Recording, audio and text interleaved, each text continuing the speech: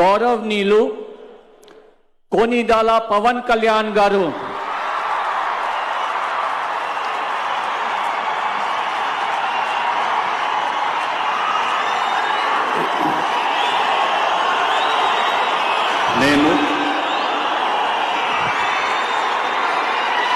కొనిదల పవన్ కళ్యాణ్ అనే నేను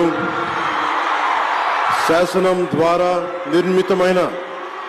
భారత రాజ్యాంగం పట్ల నిజమైన విశ్వాసం విధేయత చూపుతానని, భారతదేశ సార్వభౌమాధికారాన్ని సమగ్రతని కాపాడుతానని, ఆంధ్రప్రదేశ్ రాష్ట్ర మంత్రిగా నా కర్తవ్యాలను శ్రద్ధతో అంతఃకరణ శుద్ధితో నిర్వహిస్తానని, భయం గాని పక్ష